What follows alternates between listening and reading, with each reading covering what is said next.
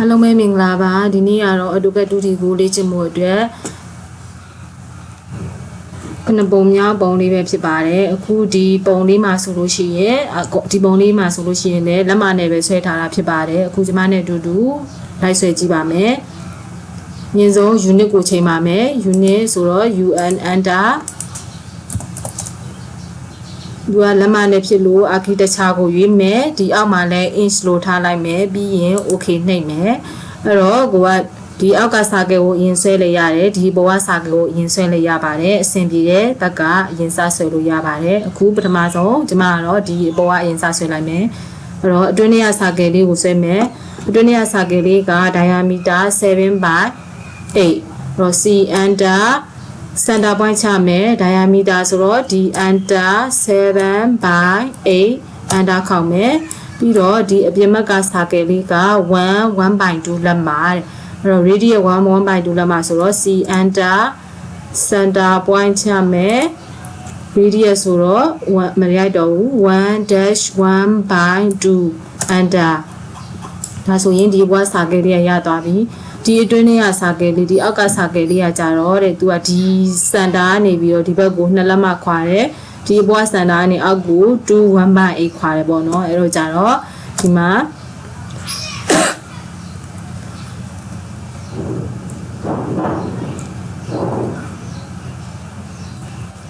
လိုင်းလေးဆွဲလိုက်မယ်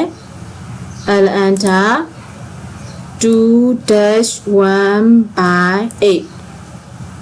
enter ခေါက်မယ်အဲ့တော့ तू ကဒီကနေပြီးတော့တဲ့ဒီကိုနှစ်လက်မခွာတယ်ဆိုတော့သူ့ကိုမှုရွှေ့လိုက်မယ် M enter ဒါလေးကိုဆက်လက်မှတ်လိုက်မယ် enter တစ်ချက်ခေါက်မယ်ဒီဘက်ကိုနှစ်လက်မခွာလိုက်မယ်အဲ့တော့ဒီနားလေးမှာသူ့ကို radius 3/8ဆိုတာလေးကိုဆွဲလိုက်မယ်အဲ့တော့ C enter center point ချမယ်3/8 enter ခေါက်မယ်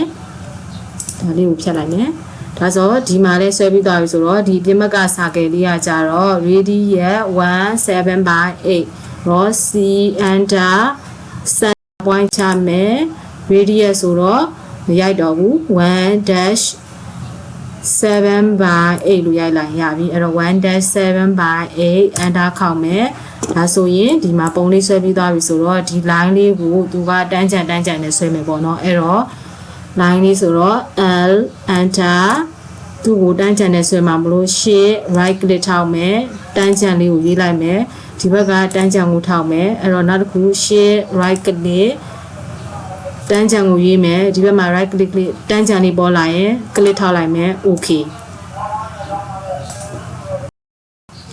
ဒါဆိုရင်ဒီဘက်ကတန်းကြံနဲ့ line လေးဆွဲပြီးသွားပြီဆိုရင်နောက်တစ်ခုအနေနဲ့ဒီမှာပေါ့နော်ဒီဘက်ကဒီ line လေးနဲ့ဒီဘက်က circle line လေးနဲ့ကိုဆက်လိုက်မယ်အဲ့တော့ဒီမှာ line လေး L enter နဲ့ line လေးဆွဲမယ်ဒီဘက်ကနေလည်းဒီမှာဆွဲချလိုက်မယ်နောက်တစ်ခုဒီမှာဒီဘက်ကလည်းအဲ့လိုပဲဒီကနေပြီးတော့ဒီမှာဆွဲလိုက်မယ်ဆွဲပြီးတော့ဒီမှာမလိုတဲ့object ကလေးတွေကိုလိုက်ပြီးတော့ဖြတ်လိုက်မယ်အဲ့တော့ဖြတ်ဖို့အတွက် trim နဲ့ဖြတ်မှဖြစ်လို့သူ့ကို trim ရဲ့ shortcut က DR enter နောက်ထပ် enter တစ်ချက်ခောက်လိုက်မယ်မလိုတဲ့ object လေးတွေကိုလိုက်ဖြတ်လိုက်မယ် enter လိုက်ဖြတ်မယ်ဒါဆိုရင်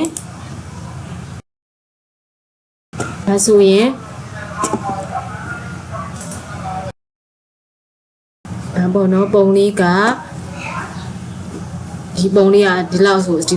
ဒီအဆင်ပြေသွားပြီဆိုရင်ဒီမှာဆိုလို့ရှိရင် radius 1/4 ဆိုတဲ့ဒီစာကယ်လေးကိုဆွဲမယ်ဒါဆိုလို့ရှိရင်သူ့ကိုဘာနဲ့လုပ်မလဲဆိုတော့စာကယ်နဲ့မဟုတ်ဘဲနဲ့သူ့ကို fillet နဲ့ဆွဲမယ်ပေါ့နော် fillet နဲ့ချိုးလိုက်မယ် fillet ရဲ့ shortcut ကကြတော့ F enter သူကတခုတည်းမဟုတ်လို့သူကို R enter လို့ပဲရိုက်လိုက်မယ်မာတီပဲမရွေးတော့ဘူး R enter 1/4 enter ဆက်လက်မှတ်လိုက်မယ်ဒါဆိုရင်ဒီပုံလေးကပြီးသွားပြီ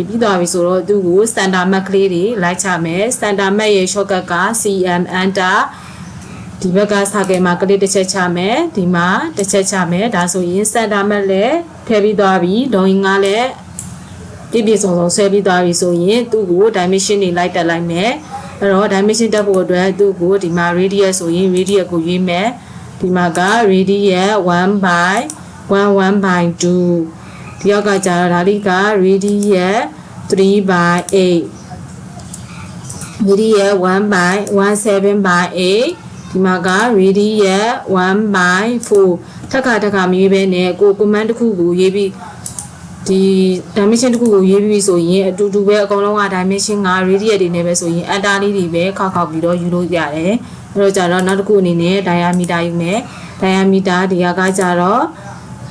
7 by 8ဒါဆိုရင်ဒီ dimension လေးတက်ပြီးသွားပြီဆိုရင်2နဲ့ဒီဘက်က2 1 by 8ကိုရေးမယ်အဲ့တော့သူ့ကိုကြတော့ linear နဲ့ရွေးမယ်